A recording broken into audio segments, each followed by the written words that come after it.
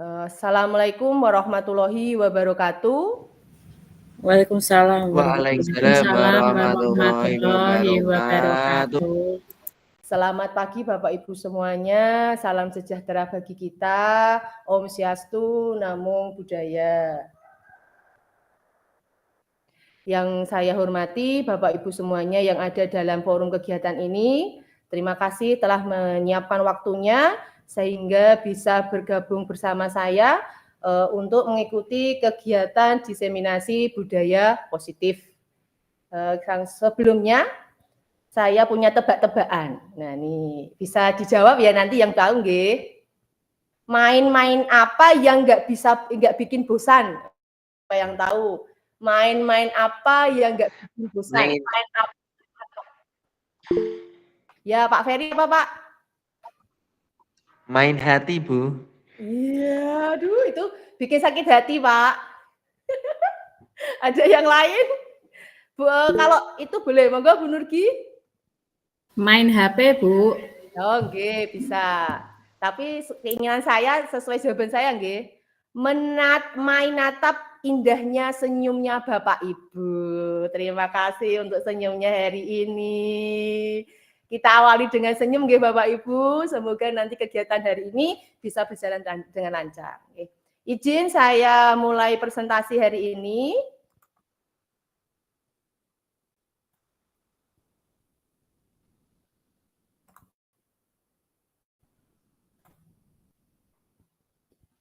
Sudah terlihat Bapak Ibu? Sudah. Oke, kita mulai nggih.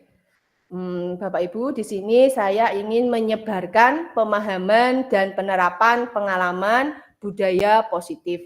Materi ini saya pelajari dalam kegiatan guru penggerak dan ini materi yang luar biasa yang harusnya memang kita ketahui sebagai pendidik. Karena materi ini lebih mengedepankan tentang kita memahami murid dan menerapkan budaya positif. Ini. Nah, sebelumnya saya ingin memberikan pertanyaan pematik ini, setuju atau tidak setuju? Bapak Ibu bisa menjawab secara langsung atau mungkin bisa melalui chat. Yang pertama, hukuman dapat mendisiplinkan anak. Setuju atau tidak ini Bapak Ibu?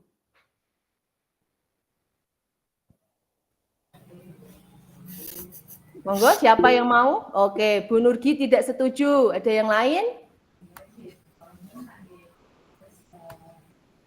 Oke, Pak Ferry setuju. Wah, cocok nih Pak. Kalau saya juga setuju sebenarnya dalam hati ini. Ada yang lain? Oke. Yang kedua, pertanyaan kedua nih Bapak Ibu. Pemberi hukuman dengan hal positif seperti membawa atau membersihkan halaman sekolah dapat meningkatkan disiplin anak. Setuju atau tidak setuju? Setuju, Bu. Setuju. Terima kasih Bu Tuti. Bapak Ibu yang lain di SD yang lain? Setuju. Tapi hanya sementara, Ibu. Sementara, nggih, setuju Bapak Ibu. Yang pertanyaan yang ketiga, memberi penghargaan dapat meningkatkan motivasi belajar anak. Setuju, Bu. Setuju. Setuju, Ini Bu. hanya ini ada yang setuju, ada yang tidak, ataupun memang memberi penghargaan memang penting bagi anak. Lah Bapak Ibu, ini hanya sebagai pertanyaan pematik. Dari ini nanti kita akan belajar apakah hukuman dapat mendisiplinkan anak, apakah memberi penghargaan juga dapat meningkatkan motivasi anak. Lanjut materi selanjutnya. Dalam diseminasi ini saya akan menjelaskan tentang konsep inti budaya positif, di mana dalam budaya positif itu terbagi menjadi beberapa subbagian. Yang pertama adalah perubahan paradigma belajar, kemudian disiplin positif, nilai-nilai kebijakan, kemudian teori motivasi, hukuman, penghargaan, kemudian keyakinan kelas, kebutuhan dasar manusia, posisi kontrol guru, dan segitiga restitusi. Yang dibahas pertama adalah ini, pembelajaran dengan paradigma baru. Paradigma baru mungkin waktu Bapak Ibu waktu dulu melaksanakan pembelajaran itu berpusat pada gurunya. Guru yang memberikan materi, guru yang mengatur seperti itu, tapi dengan paradigma baru, pembelajaran paradigma baru merupakan pembelajaran yang dirancang berdasarkan prinsip pembelajaran berdiferensiasi. Sehingga para peserta didik belajar sesuai dengan kebutuhannya, berdasarkan tahap perkembangannya, sesuai dengan teori psikologi modern untuk mewujudkan profil pelajar Pancasila. Nah ini, dalam profil pelajar Pancasila, di situ terdapat nilai-nilai kebajikan yang bisa diterapkan di sekolah kita masing-masing, di mana pelaksanaan profil pelajar Pancasila bisa dimulai dengan melaksanakan pembelajaran diferensiasi, yaitu pembelajaran yang menyesuaikan dengan minat bakat siswa atau lebih dikenal dengan pembelajaran yang berpihak pada murid. Ini memang diprioritaskan dalam kurikulum Merdeka, dibuka pandangan Bapak Ibu semuanya bahwa sekarang itu sudah tidak berpusat pada guru. Guru tidak menentukan, tetapi yang berhak menentukan itu adalah anak. Anak memiliki memiliki prioritas, dia ingin memilih atau belajar sesuai dengan minatnya, tetapi juga masih dengan arahan Bapak Ibu guru. Nah, miskonsepsi yang ilusi kontrol yang biasanya ini yang Bapak Ibu pikirkan bahwa ilusi guru mengontrol siswa, di mana guru itu biasanya akan mengontrol siswa. Kamu harus duduk, kamu harus mengerjakan. Nah, itu miskonsepsi yang harus kita rubah. Sekarang bukan lagi guru yang mengontrol siswa, tetapi guru menuntun bersama-sama dengan sesuai kebutuhan siswa. Kemudian ilusi bahwa semua penguatan positif, efektif, dan bermanfaat. Ini juga miskonsepsi Bapak Ibu. Penguatan positif memang efektif bermanfaat, tapi tidak jangka panjang. Biasanya mungkin hanya jangka pendek. Kemudian ilusi bahwa orang dewasa berhak memaksa. Lah ini, kadangkala kita seorang guru menginginkan anak itu harus seperti ini. Kowe kudune ngene. Nah, tetapi kenyataan ini masih ilusi kontrol diri kita yang sebenarnya tidak bisa kita paksakan kepada anak. Kemudian ilusi bahwa kritik dan membuat rasa bersalah mampu menguatkan karakter. Nah, ini juga miskonsepsi yang kurang tepat, karena dengan kritik dan membuat rasa bersalah mungkin anak-anak malah menjadi down, mungkin malah hatinya menjadi tersakiti seperti itu. Nah, ini pengubah paradigma dengan stimulus respon ke pendekatan teori kontrol, di mana stimulus atau respon tentang dunia, kemudian teori kontrol tentang dunia. Realitas atau kebutuhan kita itu sama, itu secara dunia. Tetapi kenyataannya secara teori kontrol tentang dunia, kebutuhan manusia itu berbeda-beda, tidak sama. Kemudian semua orang melihat hal yang sama. Itu tidak, setiap orang memiliki gambaran yang berbeda. Ini tidak bisa dipersalahkan lagi. Kemudian stimulus, kita mencoba mengubah orang agar berpandangan sama dengan kita. Tetapi secara teori kontrol, kita berusaha memahami dunia, memahami pandangan orang lain tentang dunia. Stimulusnya adalah perilaku buruk dilihat sebagai suatu kesalahan. Secara teori, perilaku buruk itu pasti memiliki tujuan.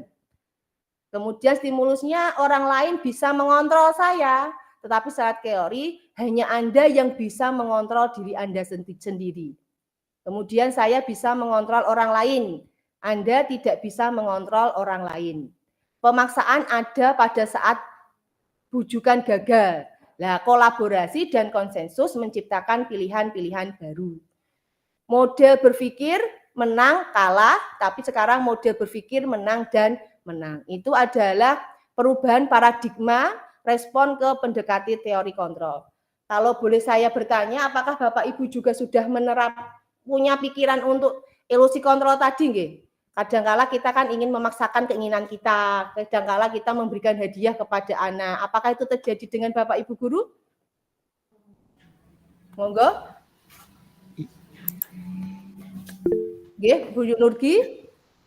Nggih, Bu, itu dari yang penjelasan paparkan di depan itu saya mengalaminya semua. Ah ya, hampir sama nggih, kemungkinan saya sendiri secara pribadi juga nih Bu Nurgi. Bagaimana pengalamannya Bu Nurgi? Mungkin ada pengalaman yang bisa disampaikan Bu Nurgi? Ya, bisa jadi, Bu. Ini pengalaman saya, kebetulan saya mengajar di kelas 1. Nah, anak-anak kelas 1 itu kan masih manja-manja, Bu. Jadi anak-anak itu kadang ketika harus mengerjakan sesuatu, itu anak-anak itu tertarik dengan yang namanya hadiah, reward. Nah, untuk itu Ya. saya kok jadi membawa hati saya untuk tidak tega. Jadinya anak-anak itu saya beri reward. Misalnya saya kasih permen seperti itu, Bu. Tapi sepertinya ya kalau anak-anak hanya dikasih permen itu juga menyepelekan, masih ngarani yang lain. Nah, Ya. itu kendalanya. Jadi Nggih. semakin ke sini anak itu maunya, "Ulah sekarang permen, besok ini, Bu," gitu. Nggih, Itu betul. aja, Bu.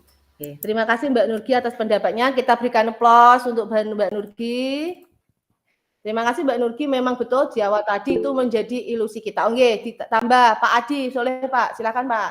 Pengalaman Anda Pak.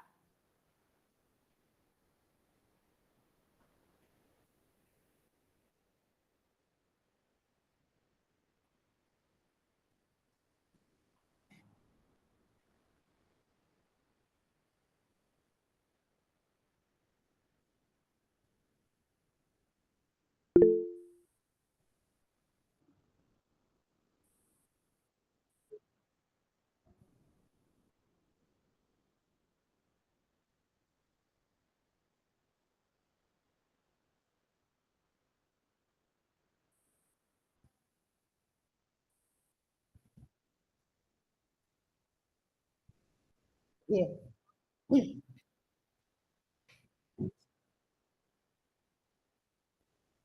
Ya.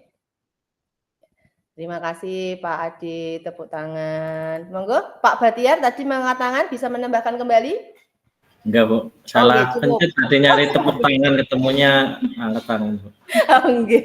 Nggih, Belum Pak. udah lama nggak jimit nih. Ya, enggak mainan jimit nggih, Pak. Monggo Pak, mainan lagi Pak niki, Pak. Nggih, terima kasih Mbak Nurgi dan Pak Ferry. Memang betul, saya pribadi pun juga berpendapat bahwa dengan memberikan reward itu inginnya anaknya lebih tergugah, termotivasi. Ternyata mungkin kalau jangka panjangnya dengan pemberian reward dan penghargaan itu kurang tepat seperti itu. Kita lanjutkan nggih Bapak Ibu. Nah ini yang kita bahas nanti di sini adalah disiplin positif. Itu menurut teori kontrol atau teori pilihan dari Dr. William Glasser. Ini Bapak Ibu. Di sini adalah materinya komplit. Di sini Anda tidak bisa mengontrol orang lain, hanya Anda yang bisa mengontrol diri Anda. Ini nanti masuknya ke dalam makna disiplin. Bahwa untuk meningkatkan kedisiplinan itu tidak bisa dari orang lain. Itu yang bisa adalah mengontrol diri Anda sendiri.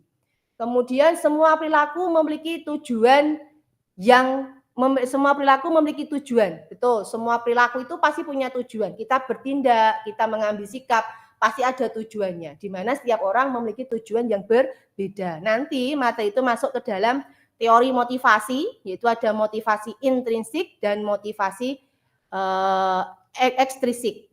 Kemudian nanti juga masuk ke nilai-nilai kebajikan universal dan dalam menentukan keyakinan kelas. Kemudian model berpikir menang-menang, kolaborasi dan konsensus menciptakan pilihan-pilihan baru. Di sini materi yang akan kita bahas nanti adalah 5 posisi kontrol, kemudian segitiga restitusi.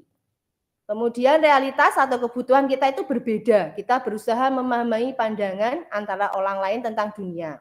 Setiap orang memiliki gambaran yang berbeda. Nah, materi yang memasuk dalam ini adalah 5 kebutuhan dasar manusia.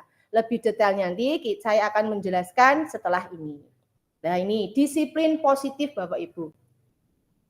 Disiplin positif itu berasal dari bahasa Latin, disiplina yang berarti belajar. Kata disiplina juga berasal dari akar kata yang sama, yaitu disiplin atau murid atau pengikut. Disiplin juga berkonotasi dengan disiplin dari siswa.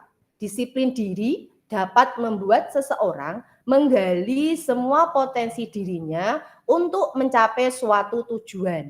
Sesuatu itu yang dihargai dan bermakna. Dalam tujuan disiplin positif, yaitu untuk menanamkan motivasi kepada semua siswa agar mereka menjadi orang yang mereka inginkan dan menghargai dirinya sendiri dengan nilai-nilai yang mereka percaya. Motivasi ini berasal dari diri siswa atau internal, sehingga akan berdampak jangka panjang dan tidak akan terpengaruh dengan adanya hukuman dan hadiah. Nah, sebagai pendidik, tujuan kita adalah menciptakan peserta didik yang memiliki disiplin diri, sehingga mereka berperilaku mengacu pada nilai-nilai kebajikan universal dan memiliki motivasi intrinsik dalam perubahan perilaku ke arah yang lebih baik. Nah, ini Bapak Ibu, bahwa disiplin positif itu memang saya menganggap itu sulit penerapannya. Karena kalau penerapan disiplin positif berasal dari diri kita sendiri, itu memang jangkanya akan panjang. Tetapi kadangkala anak-anak itu didisiplinkan itu bisa karena faktor motivasi eksternal. Nah, monggo nanti dari kita belajar hari ini mungkin akan ada perubahan yang bisa kita terapkan di sekolah kita masing-masing. Kita lanjutkan ini nilai-nilai kebajikan. Nah, ini nilai-nilai yang telah disepakati lepas dari suku, bangsa, agama maupun latar belakangnya. Ini saya bagikan 3 nilai kebajikan organisasi. Sebenarnya dalam materi lebih dari 3, tapi saya paparkan 3. Yang pertama adalah profil pelajar Pancasila. Yang ini Bapak Ibu semuanya pasti sudah familiar karena sudah diterapkan di sekolah masing-masing, yaitu beriman dan bertakwa pada Tuhan Yang Maha Esa, berakhlak mulia, berbinekaan global, gotong royong, mandiri, kreatif, dan bernaral kritis. Ada juga nilai kebajikan dari Ibu Primary Years Program atau PYP, yaitu ada toleransi, rasa hormat, integritas, mandiri, menghargai, antusias, empati, keingintahunan, kreativitas, kerjasama, percaya diri, dan komitmen. Kemudian masih ada nilai kebajikan yaitu keterampilan hidup atau life skill, di mana dapat dipercaya, lurus hati, pendengar yang aktif, tidak merendahkan orang lain, dan memberikan yang terbaik pada diri sendiri. Ya, ini adalah contoh-contoh nilai kebajikan yang rata-rata memang kita di sekolah yang sudah kita terapkan adalah profil pelajar Pancasila yang menjadi ikon dari kurikulum Merdeka. Nah, ini kita lanjutkan ke teori motivasi perilaku manusia. Nah, ini Bapak Ibu kita memiliki teori motivasi perilaku manusia ada 2, yaitu motivasi eksternal dan motivasi internal. Eksternal itu adalah berasal dari luar, yaitu untuk kita biasanya untuk menghindari kenyamanan hukuman sehingga kita disiplin. Untuk mendapatkan imbalan, penghargaan dari orang lain, itu kita juga disiplin. Kemudian yang internal itu untuk menghargai diri sendiri, nilai sesuai dengan nilai-nilai yang mereka percaya. Oke, Bapak Ibu bisakah membantu saya bagaimana pendapat Bapak Ibu di sekolah masing-masing? Adakah kebagian apakah anak-anak itu melakukan disiplin itu karena motivasi internal atau motivasi eksternal? Oke, silakan berbagi pengalaman Bapak Ibu. Bagaimana penerapan teorinya? Oke, monggo Pak Ferry. Izin berbagi Ibu. Kalau di kelas saya itu kalau kemarin itu saya lihat setelah saya observasi siswa itu banyak yang disiplin itu karena ada kesepakatan yang dibuat Ibu. Jadi tidak berdasarkan dari dalam dirinya seperti itu. Kadang itu ada siswa yang memang masih masih banyak yang melanggar. Seperti kemarin ada satu siswa itu ketika ditanya kenapa kok enggak sering berangkat siang gitu, itu dia itu ya jawabnya dengan entengnya karena bangunnya kesiangan gitu. Jadi enggak ada motivasi dari dalam dirinya itu untuk bangun pagi gitu. Jadi kesimpulannya itu kan disiplin anak-anak di kelas saya itu masih tidak dari intrinsik seperti itu. Dari faktor kesepakatan kelas gitu. Itu Ibu sekedar sharing, mungkin teman-teman bisa membantu agar menyadarkan murid saya ini yang sangat senang bangun siang seperti itu. Apakah Bapak Ibu juga merasakan hal yang sama? Itu Ibu, matur suwun. Terima kasih Pak Ferry. Ya, ini berarti kalau boleh saya menganu padahal itu masih motivasi eksternal nggih Pak, karena adanya keyakinan yang ada di kelas. Monggo Bapak Ibu yang lain bisa berbagi pengalamannya bagaimana melihat anak-anak didik panjenengan itu motivasinya masih eksternal atau internal nggih. Monggo, Mbak Ambar mengikuti mboten? Mengikuti, Bu. Oke, siap. Wajahnya kok nggak kelihatan ya? Saya on cam loh, Bu. Oh, siap. Boleh membantu saya Mbak Ambar bagaimana pengalaman Mbak Ambar di kelas?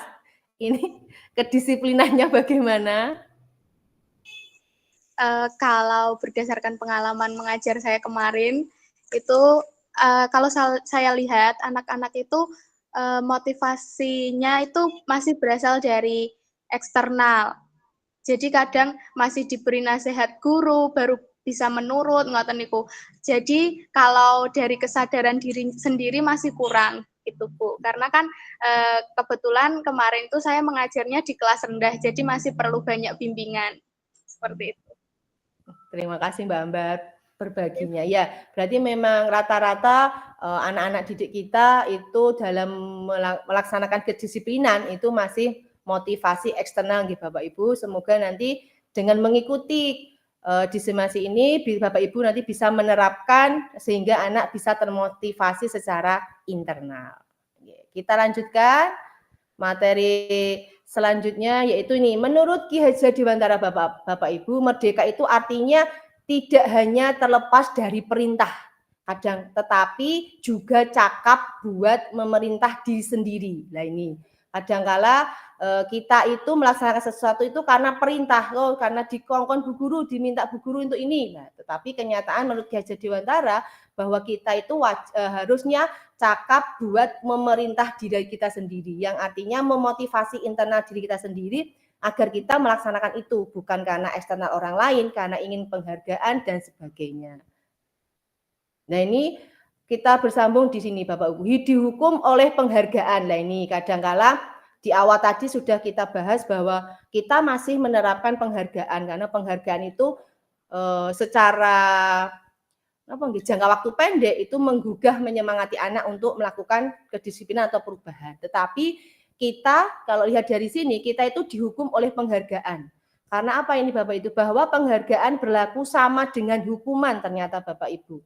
Dalam arti meminta atau membujuk seseorang melakukan sesuatu untuk memenuhi suatu tujuan tertentu dari orang lain yang meminta atau membujuk. Nah, dorongan eksternal dan akan ada faktor ketergantungan.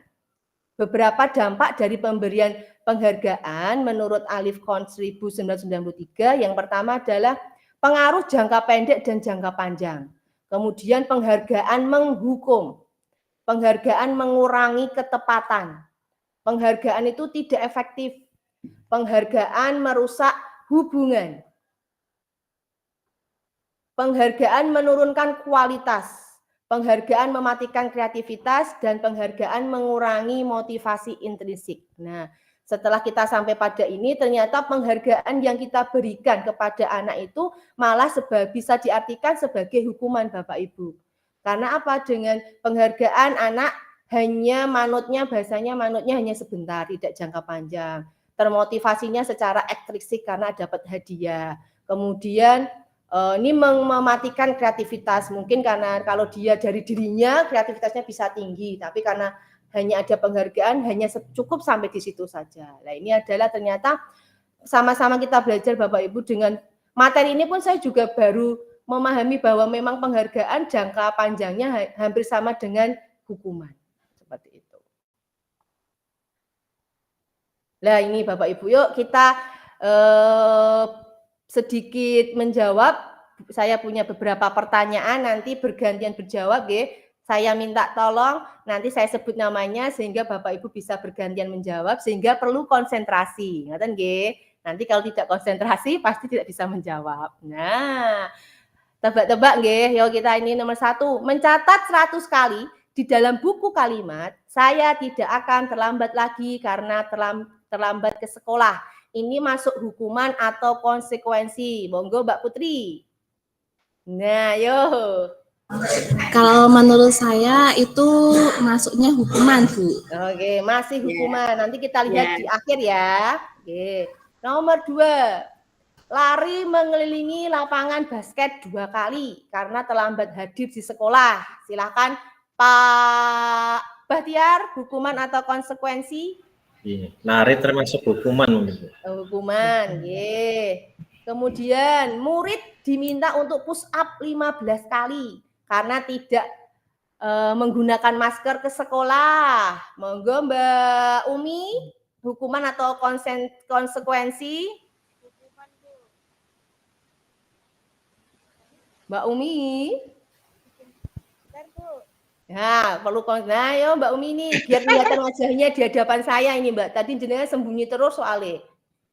Ayo murid diminta udah nggih. Murid diminta push up 15 kali karena tidak menggunakan masker ke sekolah. Hukuman atau konsekuensi, Mbak? Hukuman, Bu. Hukuman, nggih.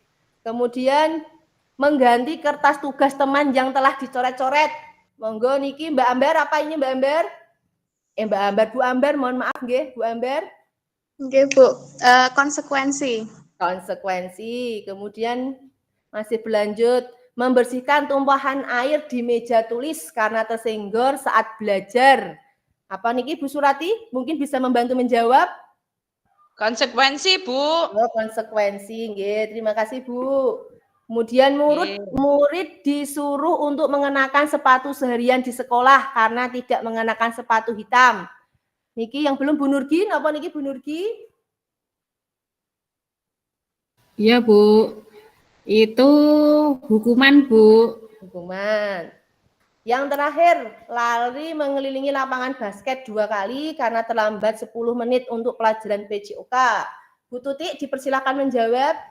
Hukuman, Bu. Hukuman, oke. Kemudian saya coba ini, kita cek jawabannya ya Bapak Ibu. Tring. Nah, ini sudah saya punya jawabannya. Coba tadi betul atau tidak Bapak Ibu? Silakan dicek. Tertawanya. Nomor 1 mencatat 100 kali itu betul hukuman nggih. Nah, kemudian lari mengelilingi lapangan basket 2 kali karena terlambat hadir di murid di sekolah juga hukuman betul. Kemudian murid diminta untuk push up juga hukuman. Kemudian mengganti kertas tugas teman yang telah tercoret-coret ya juga betul konsekuensi. Membersihkan tumpahan air di meja tulis karena tersenggol pada saat belajar. Konsekuensi, lah ini murid disuruh untuk mengenakan sepatu seharian di sekolah karena tidak mengenakan sepatu hitam, betul hukuman. Lah ini yang terakhir ini, lari mengelilingi lapangan basket 2 kali karena terlambat 10 menit untuk pelajaran PJOK. Nah ini tadi yang jawabnya adalah hukuman. Kenapa konsekuensi ya ini? Ayo. Bisa membantu saya? Kok ini harusnya lari sama dengan di atas, sama-sama lari Bapak Ibu, yang di atas hukuman kok yang di bawah konsekuensi. Mungkin ada yang bisa membantu? Oke, monggo Bu Nurgi. Nggih, Bu, mencoba meraba-raba nggih. Kenapa ini masuk konsekuensi? Barangkali karena itu pas pelajaran PJOK olahraga, Bu. Terima kasih. Ya, terima kasih Bu Nurgi. Ya, betul. Kena berbedanya dengan yang kalimat nomor 2, kalau lari yang kalimat 2 itu mengelilingi lapangan basket 2 kali karena terlambat hadir sekolah. Itu termasuk hukuman.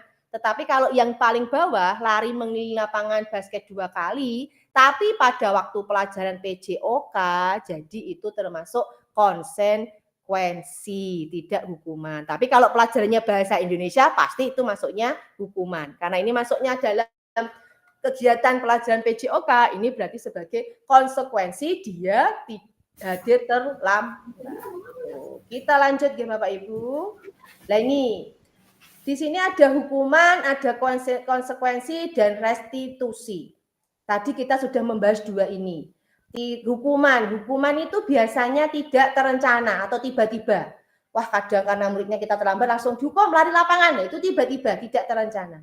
Kemudian murid juga tidak tahu apa yang terjadi dan tidak dilibatkan dalam memberikan hukuman. Biasanya langsung gurunya yang langsung mengucapkan. Kemudian hukuman itu bersifat satu arah. Hukuman bersifat satu arah. Kemudian hukuman itu berupa hukuman fisik. Nah, biasanya lari, membersihkan toilet. Apakah di tempat Bapak Ibu guru yang lain masih menerapkan hukuman fisik? Ada yang bisa membantu saya? Adakah yang masih menerapkan hukuman fisik Bapak Ibu?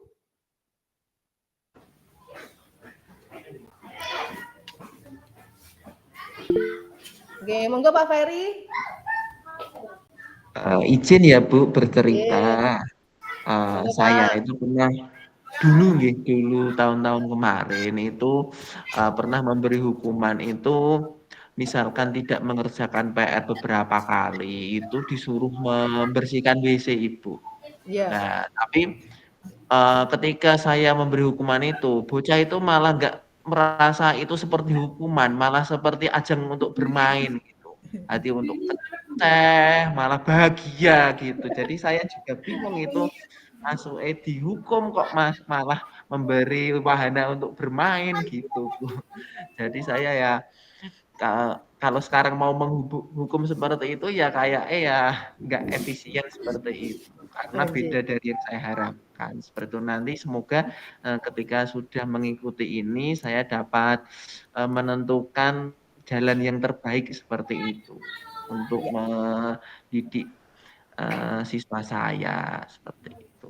Terima Gitu, kasih Ibu. Pak Ferry. Betul Bapak Ibu, kalau zaman dulu biasanya memang hukuman itu menjadi pilihan pertama, pilihan yang utama kalau anak melakukan mungkin kesalahan gitu. Tapi mulai ternyata dengan hukuman anak malah menjadi senang lah, itu bahagianya anak itu niatnya diberi hukuman malah anak sangat bahagia. Itu perbedaannya. Kita malah sebagai guru bukannya bahagia malah jadi sedih kenapa mereka anak-anaknya jadi bahagia seperti itu. Kemudian kita lanjutkan ke konsekuensi ya Bapak Ibu.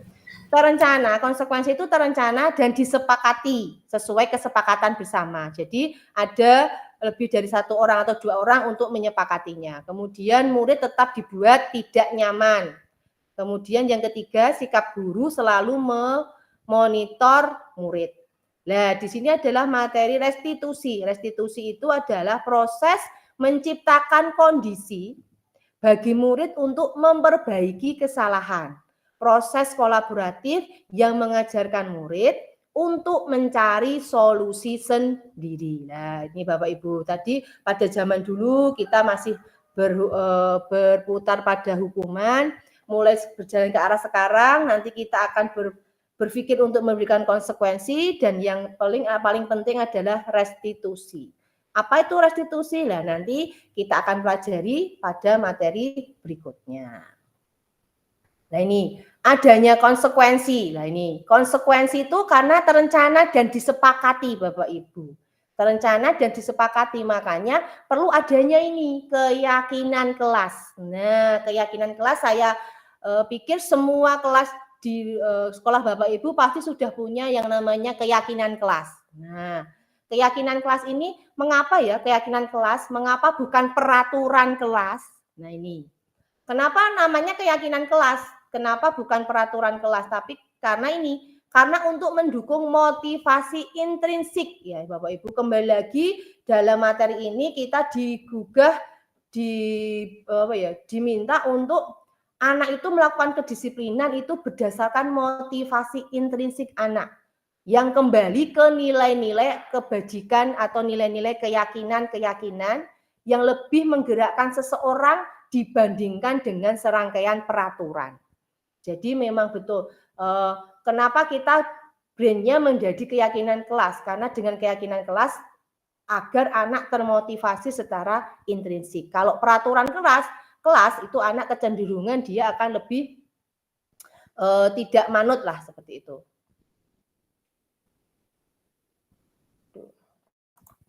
Nah, ini bagaimana dalam pembentukan keyakinan kelas? Ini mengulas kembali Bapak Ibu, biasanya yang sudah kelas 1, 2, 4, 5 itu pasti sudah memiliki keyakinan kelas, sudah membentuk. Ini saya mengingatkan kembali bahwa bagaimana cara pembentukan keyakinan kelas, bahwa keyakinan kelas itu bersifat abstrak, lebih rinci dan nyata. Itu kurang bukan nyat nggih.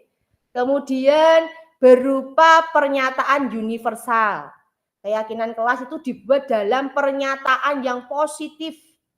Kemudian dibuat sedikit saja agar mudah diingat dan dipahami. Kemudian keyakinan kelas itu harus sesuai dengan kondisi kelas dan sekolah sehingga mudah diterapkan.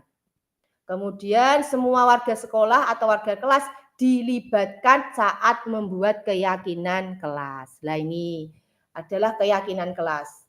Apakah Bapak Ibu sudah menerapkan keyakinan kelasnya berdasarkan kesepakatan bersama atau masih ditentukan oleh Bapak Ibu sendiri? Ada yang bisa membantu saya menjawab, memberikan pendapatnya yang sudah punya keyakinan kelas? Oke, Mbak Nurgi, monggo. Nggih, Bu, terima kasih. Berbagi pengalaman saja. Kemarin saya belajar dari PMM itu kebetulan memang ada materi pembentukan keyakinan kelas. Karena saya di kelas 1, kita membuat keyakinan kelas ini bersama anak. Hanya anak kelas 1 ini memang belum mengerti bahwa keyakinan ini sebenarnya adalah gantinya peraturan. Sehingga anak-anak dengan keyakinan kelas yang ada itu anak-anak ya masih santai saja. Tapi ketika kita ingatkan, loh, keyakinan kelas ini sama dengan peraturan, anak-anak baru sadar juga, baru menaati gitu loh, Bu. Jadi untuk pengalaman saya pembentukan keyakinan kelas ini memang ketika kita bersama dengan anak membuat keyakinan kelas ini, anak itu ya seolah-olah paham.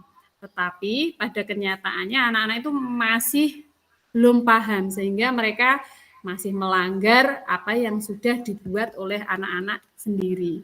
Seperti itu, Bu Betty. Terima kasih. Terima kasih Mbak Nurgi. Berarti kalau anak-anak ini mah kecenderungan mudengnya peraturan kelas, ngoten nggih, akan lebih memahami. Oh, peraturan kelasnya ini. Nah, kalau keyakinan kelas mungkin belum familiar. Jadi nanti sebagai pengalaman dari Bu Nurgi bisa Bapak Ibu ambil bahwa sekarang sudah berganti bahwa peraturan itu tidak berlaku atau menjadi keyakinan kelas yang merupakan kesepakatan antara guru dan murid. Seperti itu. Terima kasih Bu Nurgi. Kita lanjutkan ini Bapak Ibu. Bagi mungkin yang Bapak Ibu kelas 3 dan kelas 6 mungkin belum mendapat materi ini. Bagaimanakah cara langkah pembentukan keyakinan kelas? Nah ini Bapak Ibu yang kelas 3 kelas 6 pastinya belum mendapatkan materi ini karena baru tahun ini nanti beliau akan mengikuti BIMTEK. Nah ini saya cuplikan sedikit bagaimana langkah-langkah pembentukan keyakinan kelas. Yang pertama adalah beri kesempatan semua siswa untuk berpendapat. Jadi yang memberikan pendapat itu bukan gurunya. Apakah ini baik? Ya, biarkan siswa. Tapi itu juga tidak mudah Bapak Ibu. Apalagi kelas yang bawah. Mereka berpendapat itu kadang-kala malah menjadi kadang gojekan. Yang kedua, catat pendapat siswa di papan tulis atau kertas besar agar semua siswa bisa membaca. Jadi beri kesempatan semua siswa berpendapat, kemudian tulis satu persatu di papan tulis, kemudian ubah kalimat negatif menjadi kalimat positif. Kemudian ajak siswa mencari nilai kebajikan, keyakinan yang menjadi intinya.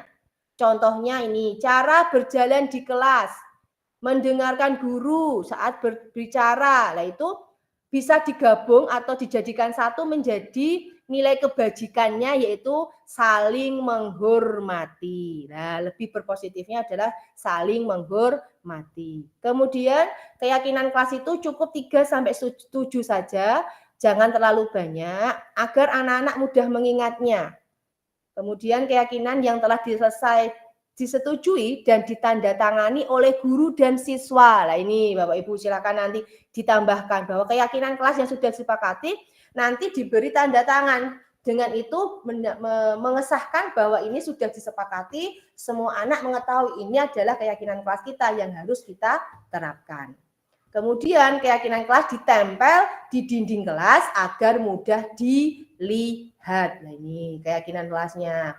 Tapi nggih, pengalamannya kadang-kala kayak tadi seperti Mbak Nurgi, seperti Pak Ferry, bahwa ternyata dengan sudah adanya keyakinan kelas mungkin masih ada anak-anak yang belum dapat menerapkan dengan baik karena itu tadi motivasinya masih motivasi eksternal bukan internal dari dirinya diri.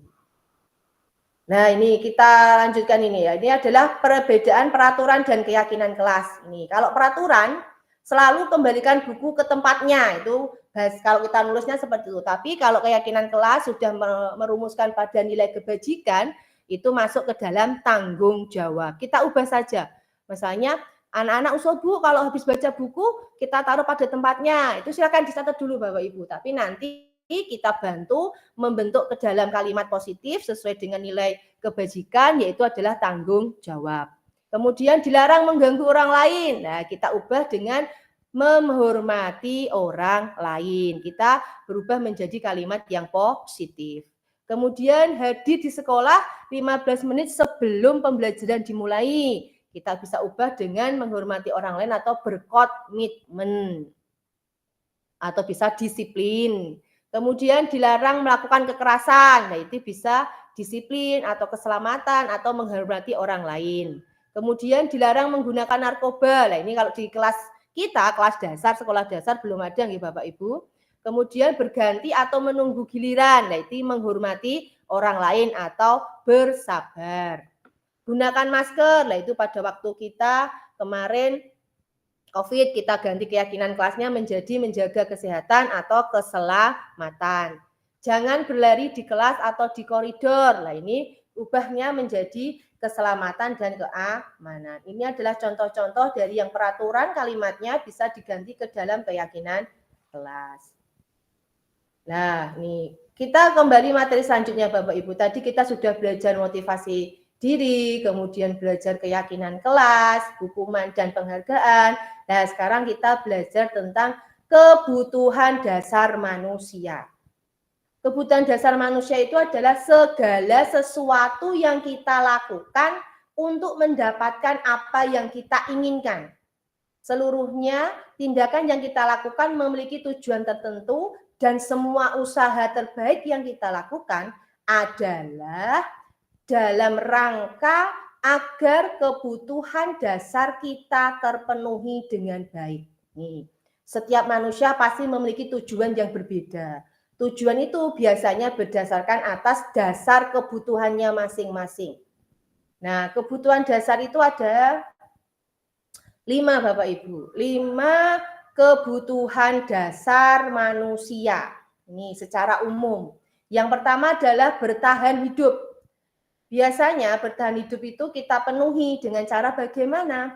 Makanan, kemudian pakaian, tempat tinggal, keamanan, kemudian kesehatan. Ini adalah dalam arti menjadi pokok, menjadi dasar agar kita bisa bertahan hidup. Kemudian kasih sayang dan rasa diterima. Kita pasti memiliki kebutuhan ingin mendapatkan kasih sayang, mendapatkan rasa yang diterima. Contohnya adalah rasa diterima, diberi kasih sayang, dipedulikan, diperhatikan. Itu adalah contoh-contoh dari kebutuhan dasar manusia. Kemudian kebutuhan dasar yang lainnya adalah penguasaan. Nah, kita pasti ingin berkuasa atau menguasai. Nah, ini contoh-contohnya adalah menjadi terampil, menjadi pemimpin, berhubungan dengan harga diri, nah, ingin diakui, ingin didengar, kemudian berprestasi, itu masuknya dalam penguasaan. Kemudian kebutuhan dasar manusia yaitu adalah kebebasan. Nah, ini biasanya kecenderungan kepada anak-anak itu ini kebebasan. Mereka pasti ingin memenuhi kebutuhan mereka untuk mendapatkan kebebasan. Dengan mandiri, suka coba-coba, hal-hal yang baru, tidak terpengaruh oleh orang lain. Kemudian kesenangan. Nah, kesenangan itu kecenderungan adalah Pak anak itu suka bermain, bergurau, koleksi barang, tertawa. Nah, ini adalah 5 kebutuhan dasar bagi manusia. Jadi nanti kalau Bapak Ibu misalnya anaknya mengalami seperti Pak Ferry tadi, anaknya sering terlambat ke sekolah, Bu. Lah, silahkan nanti dicari secara mendetail, Pak, apakah kebutuhan dasarnya yang belum terpenuhi sehingga anak itu nanti bisa datang terlambat ke sekolah. Mungkin karena kurang kasih sayang dari orang tuanya, tidak diperhatikan, tidak dibangunkan pagi sehingga anak itu lebih kecenderungan terlambat sekolah. Nah, ini kalau kebebasan dan kesenangan biasanya ini anak ini Kadang di rumah sering dimarahi orang tuanya mungkin, jadi di sekolah dia mencari kesenangan dan kebebasan. Ini adalah 5 kebutuhan dasar manusia yang kalau 5 kebutuhan dasar manusia ini belum terpenuhi, maka mestinya kita akan mencarinya, maka kita akan melakukan perbuatan yang mungkin itu dapat merupakan perbuatan yang tidak benar, perbuatan yang tidak tepat. Nah, setelah itu kita masuk ke sini Bapak Ibu, 5 posisi kontrol guru. Nah ini, sebagai Bapak Ibu guru yang menjadi pendidik di sekolah, kita harus memahami 5 posisi kontrol guru. Sehingga nanti jika kita menghadapi anak-anak yang melakukan mungkin kesalahan atau melakukan sesuatu yang kurang tepat, kita bisa memposisikan diri yang mana yang harusnya kita memposisikan diri. 5 posisi kontrol guru itu yang pertama adalah membuat merasa bersalah. Nih, pada posisi ini biasanya guru akan bersuara lebih lembut, kemudian membuat rasa bersalah, akan menggunakan keheningan yang membuat orang lain merasa tidak nyaman, merasa bersalah atau rendah diri. Kemudian posisi kontrol yang kedua adalah penghukum. Nah ini, tadi yang seperti yang Pak Ferry sudah menjelaskan, dia penghukum, yaitu bagaimana seorang penghukum itu bisa menggunakan hubungan fisik atau maupun verbal. Orang-orang yang menjalankan posisi penghukum senantiasa mengatakan bahwa sekolah memerlukan sistem atau alat yang dapat lebih menekan murid-murid lebih dalam lagi. Kemudian kita juga bisa sebagai teman. Teman itu yang bagaimana? Biasanya guru pada posisi ini tidak akan menyakiti murid, namun akan tetap berupaya mengontrol murid melalui persuasi. Posisi teman pada guru bisa negatif maupun positif. Positif di sini bisa terjalin hubungan yang baik antara murid dan guru. Tetapi nanti sisi negatifnya mungkin anak terlalu dekat sehingga kurang menghargai dan menghormati bahwa itu adalah bapak ibu gurunya, bukan temannya. Kemudian sebagai pemantau, nah ini sebagai pemantau, guru biasanya hanya mengawasi. Pada saat kita mengawasi, kita bertanggung jawab atas perilaku orang-orang yang kita awasi. Posisi pemantau berdasarkan pada peraturan-peraturan dan konsekuensi. Kemudian manajer, nah ini manajer adalah posisi di mana guru berbuat sesuatu bersama murid. Nah, mempersilahkan murid mempertanggungjawabkan perilakunya, mendukung murid agar dapat menemukan solusi atas permasalahan sendiri. Seorang manajer telah memiliki keterampilan posisi teman maupun pemantau, dan dengan demikian bisa jadi di waktu-waktu tertentu bisa kembali kepada kedua posisi tersebut bila diperlukan. Nah, ini adalah 5 posisi kontrol guru. Silakan Bapak Ibu guru introspeksi, manakah 5 posisi kontrol yang sudah saya terapkan? Nah, manakah yang baik? Nah, nanti kita pelajari bersama. Nah, ini adalah contoh penerapan 5 posisi kontrol guru. Nih. Siswa tidak memakai atribut lengkap saat upacara bendera. Maka kalau kita sebagai teman, bagaimana kita memposisikan diri? Ayo dong, ikutin aturan sekolah. Tolong bantu ibu bapak ya sekali ini. Ya sudah tidak apa-apa, yang lain kali jangan sampai berbuat seperti ini lagi ya. Nah itu biasanya bisa kita sampaikan kepada anak kalau kita memposisikan kita sebagai teman. Bagaimana kalau kita memposisikan kita sebagai pemantau? Kita bisa mengungkapkan seperti ini Bapak Ibu. Kamu sudah melanggar peraturan sekolah. Kamu tahu konsekuensinya? Nah, setelah upacara, kamu segera beli atributnya ke koperasi dan jangan diulangi lagi. Itu jika kita memposisikan diri kita sebagai pemantau. Kalau kita memposisikan diri kita sebagai penghukum, maka ada seperti ini. Hormat pada bendera selama 1 jam. Nah, ini pada zaman dulu sering dilakukan. Silakan hormat bendera atau melingi lapangan. Nah, kemudian membuat merasa bersalah. Nih, beberapa kali Bapak Ibu harus memberitahu kamu selalu saja mengecewakan ibu atau bapak. Nah, ini membuat mereka merasa bersalah. Oh iya ya, kok aku salah ya. Nah, yang terakhir adalah sebagai manajer. Bagaimana kita bertindak sebagai manajer adalah seperti ini. Apakah kamu tahu kesalahan kamu? Nah, kita bertanya kepada anak sadar nggak dia salah? Kalau iya, kira-kira bagaimana kamu memperbaiki kesalahanmu? Nah, berarti anak diajak berdiskusi, memahami apakah dia salah, salahnya apa, dan dia berpikir untuk memperbaiki kesalahannya. Nah, itu adalah contoh-contoh yang bisa Bapak Ibu terapkan nanti di sekolah masing-masing. Nah, ini posisi kontrol apakah aku. Nah, ini saya tebak-tebak nggih. Anggap aja ini belum ada nganunya, nggih.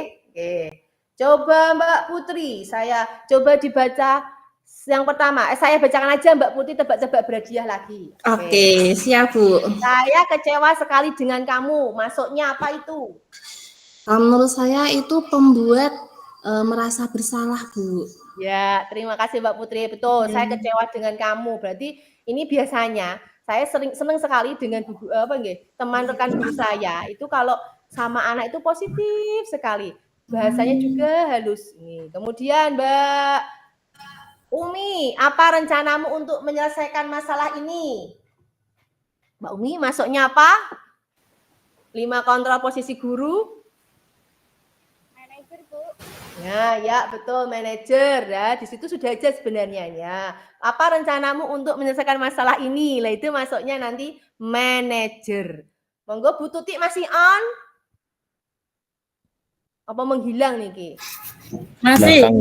Oh, masih siap. Bu Tuti coba saya tanya. Ayolah lakukan demi Bapak Ibu ya. Itu masuknya apa Bu Tuti? Kontrolnya?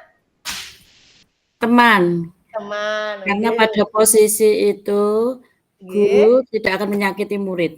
Ya, betul. Kita berteman dengan murid. Monggo Pak Batiar, kamu tidak pernah benar melakukannya. Masuknya apa?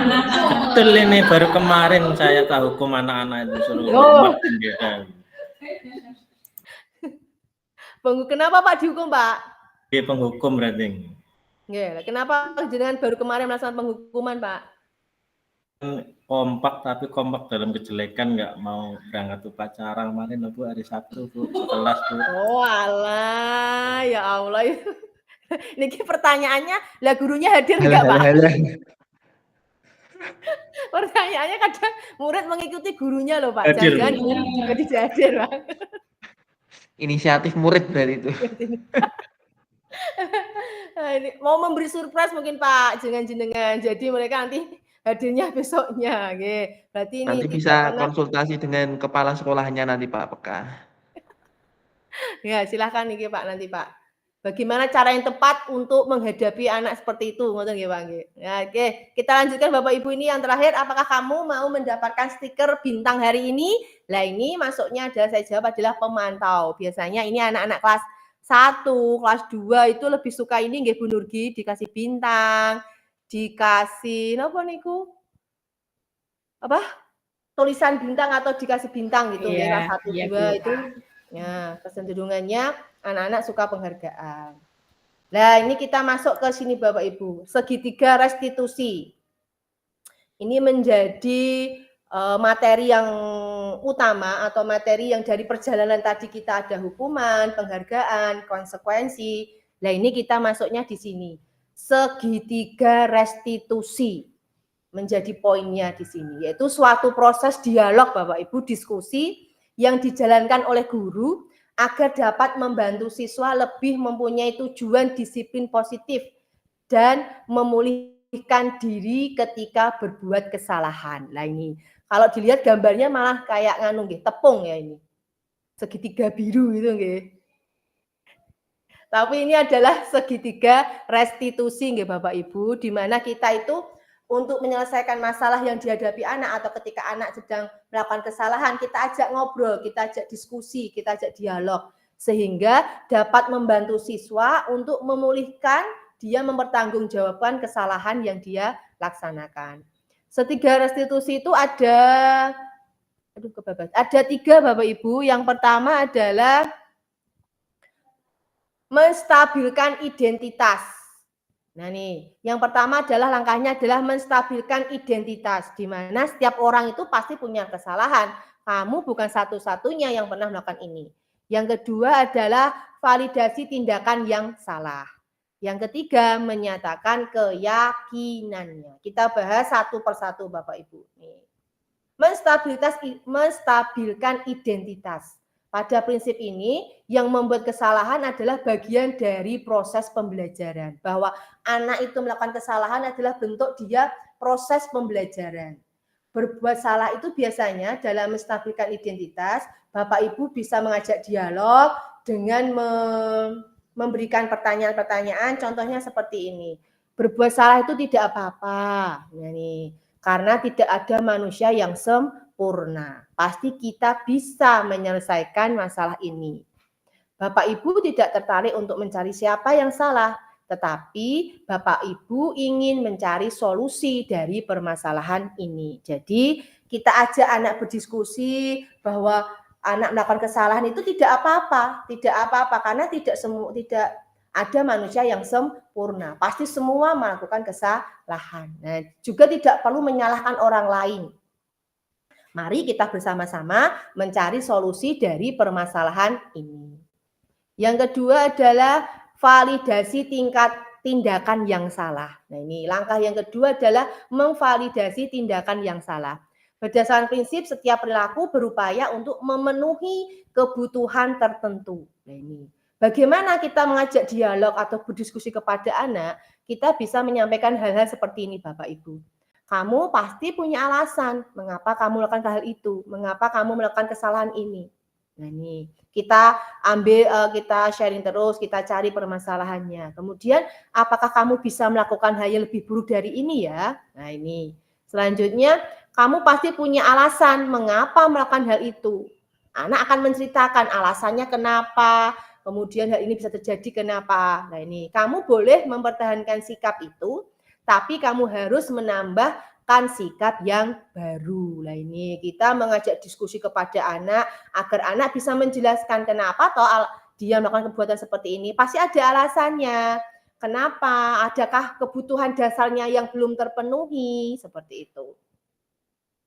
Yang terakhir adalah dari bagian segitiga restitusi adalah menanyakan keyakinan. Nah, ini berdasarkan prinsip teori kontrol bahwa pada dasarnya kita itu akan termotivasi secara intrinsik, yaitu dalam diri kita sendiri.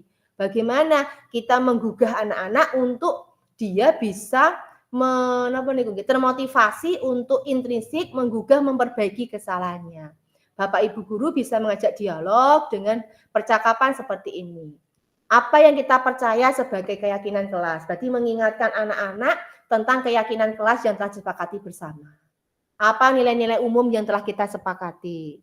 Kamu mau jadi orang yang seperti apa? Nah, itu kita menggali dari siswa. Kemudian apa keyakinan kelas kita? Nah, keyakinan kelas kita ini. Jadi kita gali. Jadi kita berdiskusi kepada anak, kita mencari penyebab anak melakukan kesalahan ini sehingga dia akan bercerita, sehingga dia akan menceritakan semuanya. Jadi kita tidak perlu menghukum, tidak perlu menjadi memberi perasa bersalah. Kita cukup meyakinkan anak agar dia tergugah hatinya sendiri. Berarti termotivasi secara intrinsik.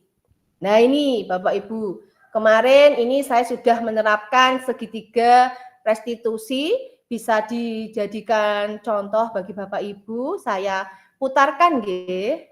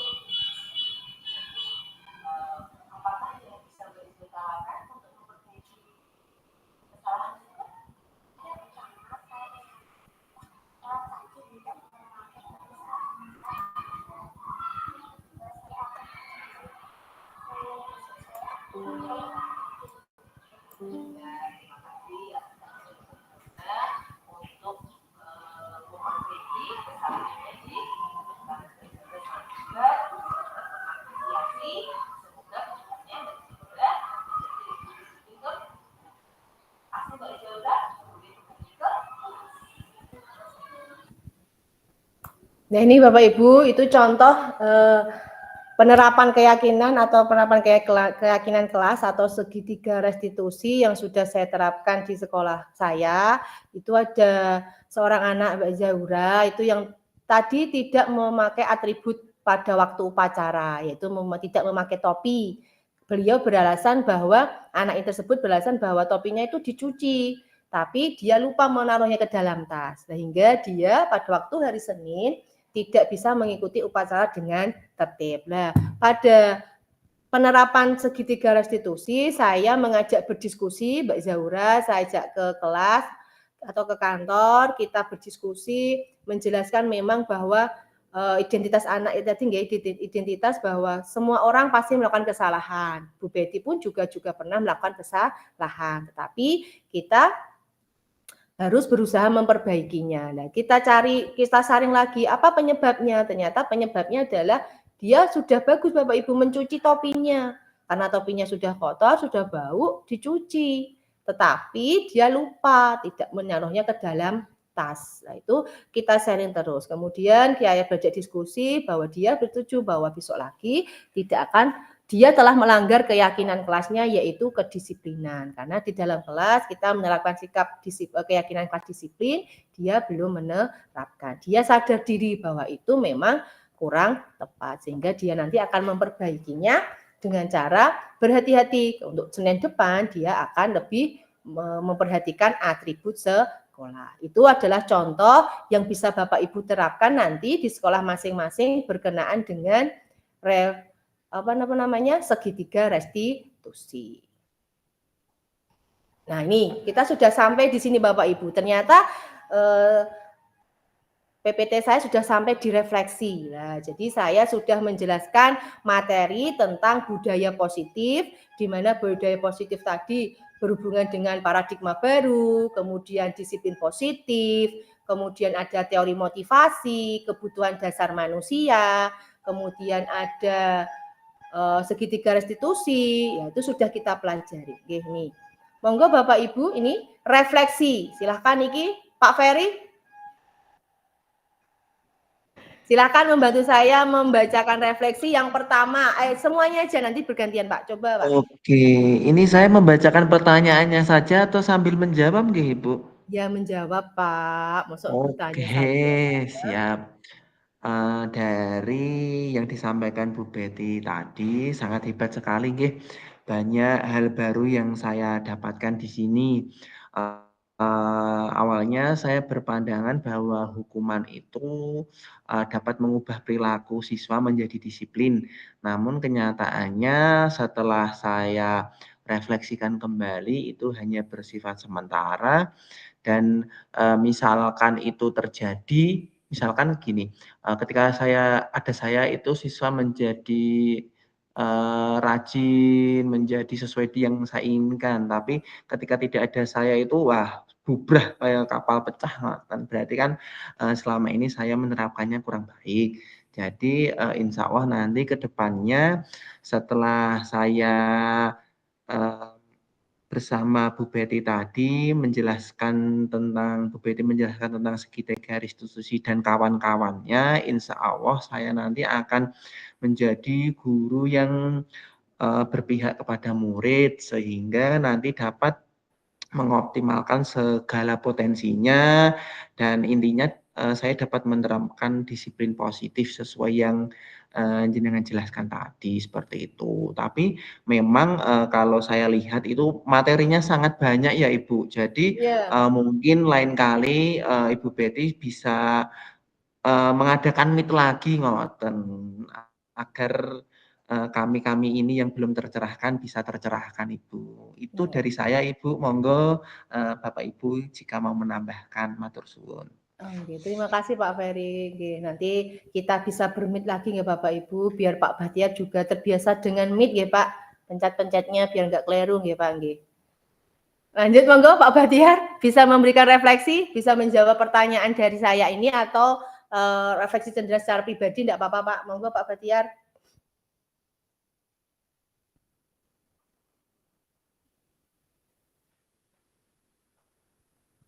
Aktif mic-nya dulu Pak. Oke, monggo Pak Bahtiar. Gambar mic, Pak. Mic. Jangan disilang, Pak.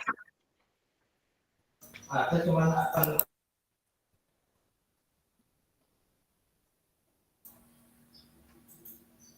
Halo?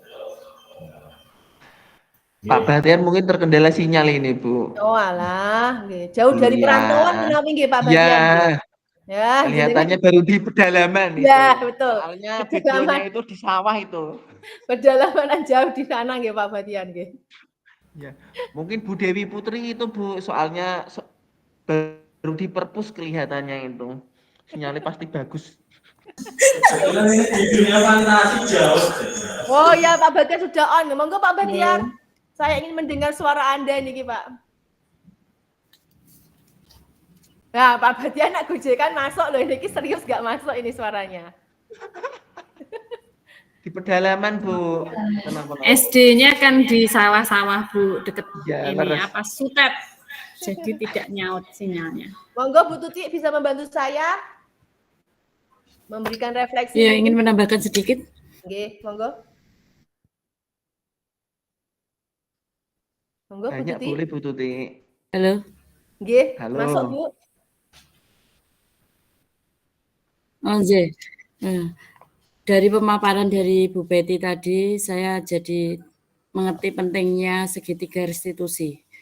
Bahwa segitiga restitusi itu membantu peserta didik untuk jujur pada diri sendiri, mampu merefleksi diri, dan mengevaluasi dampak dari kesalahan yang dilakukan. Kemudian juga memberikan penawaran yang bukan paksaan. Dan sangat penting bagi kita untuk menciptakan kondisi yang membuat murid bersedia menyelesaikan masalah dan berbuat lebih baik dengan berkata bahwa semua orang pasti pernah berbuat salah. Bukan kamu harus lakukan ini atau kamu harus seperti ini. Sangat membantu sekali Bu Betty. Kemudian di segitiga restitusi tadi ada beberapa langkah ya Bu Betty. Ya, Bu. Halo. Iya, Ya. Bu. Ada 3 langkah ya Bu Betty Ya, tadi. betul. Yang pertama tadi menstabilkan identitas. Betul. Iya Bu Betty. Nggih, betul Bu, leres. Artinya ketika seseorang dalam kondisi emosional, Ya, maka otak itu tidak akan mampu berpikir rasional, betul. apalagi anak-anak. Ya. Betul. Nah, langkah itu sangat bermanfaat untuk menstabilkan identitas anak agar kita bisa membantu anak untuk lebih tenang, mencari solusi untuk menyelesaikan masalah. Kemudian yang kedua tadi memfasilitasi tindakan yang salah. Ya, betul Bu. Iya. Ketika kita menolak anak yang berbuat salah, dia akan tetap dalam masalah. Jadi yang diperlukan yaitu kita memahami alasan melakukan hal tersebut. Jadi kita harus memahami anak. Betul. Ya, Bu, Yang betul, ketiga leres, Bu. yaitu menanyakan keyakinan ya Bu tadi. Ya, betul Bu, keyakinan. Iya. Keyakinan. Jadi guru kita sebagai guru membantu mereka untuk tetap fokus ya pada gambarannya, kemudian menanyakan anak tentang kehidupan ke depan yang dia inginkan, sehingga mereka menjadi anak yang bisa menyelesaikan masalah dengan motivasi dan bertanggung jawab. Seperti itu. Terima kasih Bu Betty atas pelajaran hari ini. Semoga nanti saya bisa ke anak-anak, bisa saya terapkan ke anak-anak. Terima kasih. Terima kasih Bu Tuti atas refleksinya, sangat luar biasa. Semoga dengan saya memberikan materi ini, Bapak Ibu guru nanti bisa menerapkan di sekolah masing-masing. Saya buka sesi pertanyaan Bapak Ibu, siapa yang mungkin masih ada yang mengganjal di hati, sehingga nanti kita bisa belajar bareng-bareng, kita diskusikan bareng-bareng, sehingga mungkin nanti bisa tercerahkan seperti itu. Monggo saya buka sesi tanya jawab.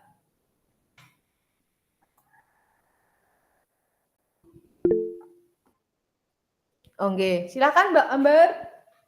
Ibu Amber, mohon maaf. Bu Nurgi, nggih, siapa dulu? Nggih, Bu Amber dulu, nanti baru Bu Nurgi. Nggih. Terima kasih untuk kesempatan yang telah diberikan. Saya izin bertanya, berdasarkan tadi yang sudah dipaparkan oleh Bu Betty, kan ada 5 posisi kontrol guru. Ada penghukum, pembuat merasa bersalah, teman, pemantau, dan juga manajer. Nah, pertanyaan saya dari posisi-posisi tersebut, manakah posisi kontrol yang terbaik yang bisa diterapkan guru untuk mendidik peserta didiknya dan alasannya mengapa seperti itu? Terima kasih. Ya, terima kasih Bu Ambar. Dari 5 kontrol posisi tadi, mungkin kalau saya bisa menjawab, yang paling tepat, yang paling baik adalah sebagai manajer. Karena dalam manajer nanti kita membuat siswa untuk bertanggung jawab atau mempersilahkan siswa untuk menemukan solusi atas permasalahan sendiri. Karena dengan manajer itu juga bisa penggabungan dengan antara kontrol teman dan antara kontrol pemantau. Jadi itu secara pribadi lebih tepatnya nanti di manajer. Seperti itu Bu Ambar. Mungkin Bapak Ibu yang lain bisa menambahkan pertanyaan dari Bu Ambar, dari 5 posisi kontrol itu mana yang paling tepat bisa kita terapkan di sekolah kita?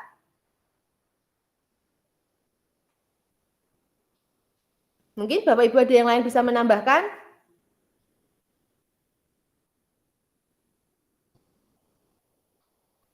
Cukup Bu, setuju dengan apa yang disampaikan oleh Ibu Betty. Oke, terima kasih Bu Nurgi, bahwa memang kita kalau bisa, kalau seharusnya kita ada sebagai manajer di tingkat sekolah. Kita lanjutkan, saya buka sesi pertanyaan yang kedua. Monggo, yang mau bertanya, monggo Bu Nurgi tadi, mohon maaf, yang kedua silahkan. Iya Bu, terima kasih waktunya. Ini saya ada sedikit curhat terkait dengan apa yang terjadi di kelas saya. Jadi gini Bu, kelas saya ini ada beberapa murid yang istimewa. Jadi anak saya ini ada yang emosi, ada yang suka usil dengan temannya, dan juga ada yang mudah menangis. Nah, dari masalah tersebut saya sudah berusaha untuk menasihati, melakukan pendekatan individu, klasikal juga, memanggil orang tuanya, tetapi yang terjadi anak tersebut bertiga itu yang punya sifat yang berbeda-beda itu. Jadi circle-nya permasalahan hanya ada di 3 anak ini tadi yang emosi, suka berkelahi, jahil, dan suka menangis. Itu selalu mengulang terus. Jadi mungkin hari ini saya nasihati 2 hari baik-baik saja, besok diulangi lagi dengan masalah yang sama. Dan anak itu selalu saja tidak merasa bersalah. Nah, terkait dengan penjelasan Bu Betty tadi, dengan adanya segitiga restitusi, kira-kira langkah mana yang harus saya maksimalkan untuk mengatasi masalah tersebut. Nah, monggo Bapak Ibu bisa dari Bu Betty atau teman-teman barangkali di sekolahnya ada masalah seperti saya, mohon nanti untuk bisa sharing kepada saya. Terima kasih Bu. Oke, terima kasih Mbak Nurgi. Monggo ini Bapak Ibu saya tawarkan yang pengalaman di kelas 1 nggih. Kalau saya itu pengalamannya di kelas tinggi. Jadi sehingga kalau anak kelas 1 itu wah saya menyerah ini. Saya memang mengacungi jempol bagi Bapak Ibu yang mengajar di kelas 1, kelas 2 itu sabarnya luar biasa dan kemudian pokoknya top markotop. Karena saya belum pernah merasakan dan mungkin menyerah kalau mungkin di kelas 1 gitu. Karena saya tipenya seperti ini Bapak Ibu. Monggo yang punya pengalaman di kelas 1 ataupun kelas 2 atau Bapak Ibu yang lain bisa membantu saya menjawab bagaimana penerapan yang tepat dalam segitiga restitusi yang bisa kita berikan kepada anak. Karena memang sedikit kalau Soleh boleh menambahkan, memang kalau anak-anak itu memang belum memahami secara betul makna disiplin ya Mbak Nurgi. Secara disiplin mungkin anak yang memang belum memahami. Dia kebutuhan dasarnya baru bersenang-senang, baru kemudian kebebasan seperti itu. Jadi mungkin kalau secara segitiga restitusi mungkin anak lebih ke menstabilkan identitas dan validasi tindakan yang salah itu lebih dioptimalkan. Karena kalau tadi Bu Nugi bercerita secara keyakinan kelas, anak juga belum memahami betul apa tuh itu keyakinan kelas seperti itu. Itu mungkin dari saya. Mungkin Bapak Ibu yang lain bisa menambahkan.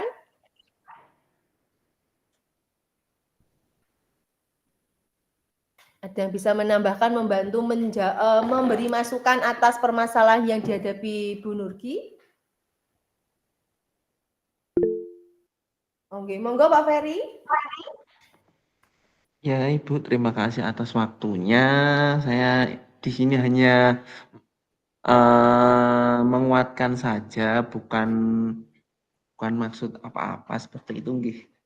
Kelihatannya Bu Nurki itu sudah hebat sekali itu dalam memperhatikan muridnya seperti itu. Tapi memang kelas 1 itu dari basicnya itu kan masa peralihan. Jadi kita ya memang nggak harus sabar, tidak jemu-jemu untuk mengingatkan seperti itu. Kalau basane Jawa ki ora juweh ngoten. Dan untuk membentuk karakter seperti itu kan memang butuh proses Ibu. Jadi Ibu jangan khawatir jikalau anak-anak Ibu itu masih berperilaku tidak seperti yang Ibu harapkan.